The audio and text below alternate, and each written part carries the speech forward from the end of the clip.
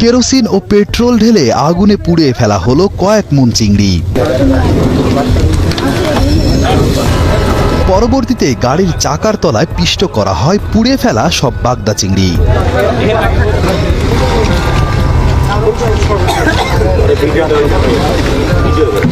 সাতক্ষীরার কালীগঞ্জ উপজেলার বাঁশতলা বাজারের নিকটবর্তী গোয়ালঘেঁষিয়া নদীর ব্রিজের পাশে চলে চিংড়িতে ক্ষতিকর জেলি পুশ করার কারবার। এমন সংবাদের ভিত্তিতে শুক্রবার দুপুরে খুলনা র্যাব ৬-এর সাতক্ষীরা অফিসের সহকারী পুলিশ সুপার নাজমুল হোসেনের নেতৃত্বে সেখানে অভিযান চালায় র্যাব সদস্যরা।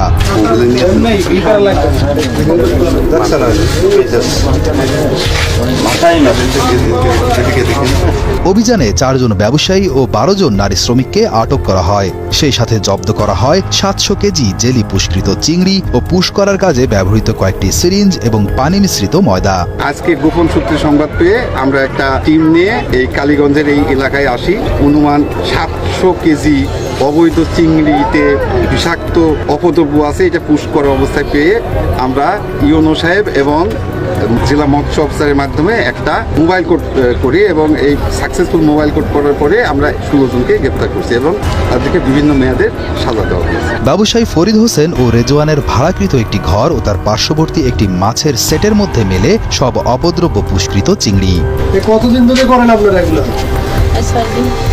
6 দিন।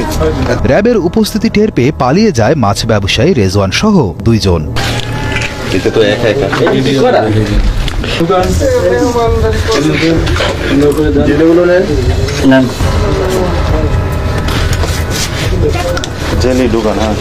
আর গ্রেফতারকৃত 4 ব্যবসায়ীর প্রত্যেককে 6 মাসের বিনাশ্রম কারাদণ্ড ও 12 জন নারী শ্রমিককে মুচলেকার মাধ্যমে মুক্তি দেয় ভ্রাম্যমাণ আদালতের বিচারক উপজেলা নির্বাহী কর্মকর্তা রহিমা সুলতানা বুশরা।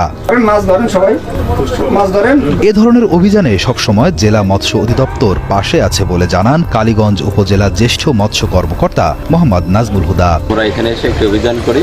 প্রায় ৭০০ কেজি বাগদা চিংড়ি, যেটা মূল্যমান প্রায় ৭০০ থেকে ১২০০ টাকা পর্যন্ত কেজি, এখানে জব্দ করা হয়েছে এবং এখানে এটা ডিস্ট্রয় করে আমরা এটা মাটিতে পুঁতে দিচ্ছি যাতে কেউ নিতে না পারে এবং 4 জন লোককে এখানে অ্যারেস্ট করা হয়েছে। সাজাপ্রাপ্ত 4 ব্যবসায়ীরা হলেন আশাশুনি উপজেলার মুহসকুর গ্রামের ইসলাম বিশ্বাসের ছেলে সাইফুল ইসলাম, কালীগঞ্জ উপজেলার ফতেপুর গ্রামের আবুল কালাম ঢালির ছেলে আলমগীর ঢালি, একই উপজেলার নীলকণ্ঠপুর গ্রামের হামিদ গাজীর ছেলে শাকিল হোসেন ও একই গ্রামের আসাদুল গাজীর ছেলে ফরিদ হোসেন।